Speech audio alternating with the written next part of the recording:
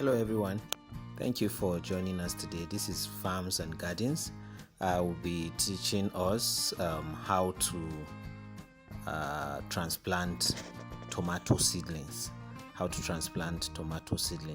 As you can see, this is already nursery for the tomato seedlings. I've already planted them, I think about 3 to 4 weeks ago, and it took them that long to grow to this stage. So this is how they look like after planting. At the first 4 weeks, I think, if I'm not mistaken, between 3 to 4 weeks, this is what you get, depending on the variety of seeds you plant. But for me, this is how long it took me to have these seeds grow to this point.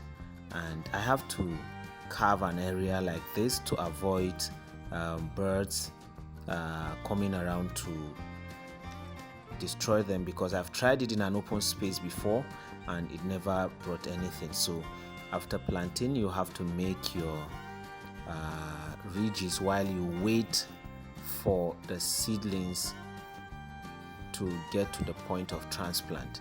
So after planting the seeds, I made my ridges, and considering the quantity of seeds I've planted, I decided this is a pilot work, so I decided to do a small space for this trial, and then this is what it come to. I had to get the place carved out. I literally covered the entire area. I had to do that also, like I said earlier on, to avoid birds pesting on it.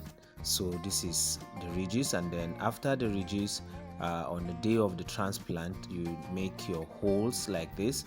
It will be important for you to also measure the gaps between the holes where you'll be planting the seedlings. So this is because if you allow it the space to be too small without much adequate gap, what you will have at the end of the day is, by the time they start growing, they will look jam-packed and they will not give each other sufficient space to grow and produce good fruits for you.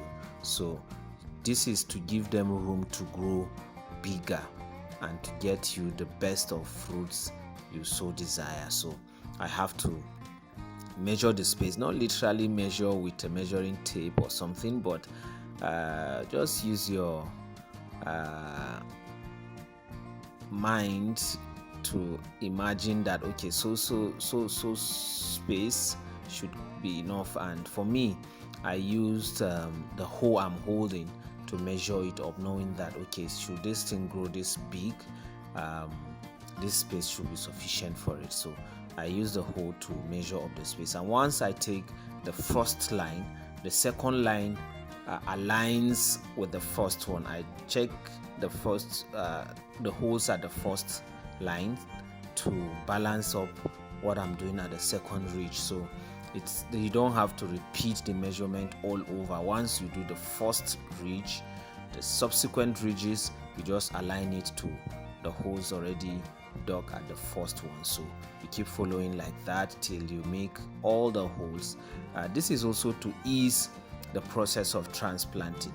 You can as well decide that, okay, I will just get the seedling, and then once I dig, I plant. But for me, I decided, no, let me get the holes ready, because I'll also be applying wood ash. That's ash from woods that we use normally for woods used for cooking. So this is me after digging all the holes. You come back to get your seedlings. So I'm just uprooting the seedlings so that I will get them transplanted. So this is the seedlings. Now this is the process. After you finish digging the hole, you get your seedling ready, as many as possible. For me, I had to count the number of holes I've dug at the ridges, and I think they are about 96, between 96 to 100. So this is the number of holes I have on the ridges, so I have to also get sufficient seedling to cover those holes, to serve for those holes. So you be careful while pulling them up so you don't also get them damaged. They are sensitive. Tomato seedlings are very sensitive, so you take your time to pluck them carefully. There are also other grasses growing inside, so you also avoid those grasses. You avoid them so you don't unpluck what you are not supposed to plant. You go to the farm and then you find out that you go to the ridges rather, you find out that you have carried the wrong seedlings. So you be careful to pick the tomato seedlings and then pluck them out, and then come over to where the holes are at the ridges. So after plugging the seedlings, I came over to where the ridges are, and then where I've dug the holes ready for transplanting. It is sensitive to I'm putting on gloves because I want to avoid staining my hands, but there's actually nothing wrong with doing it bare hands. There's nothing wrong. So I'm applying the wood ash.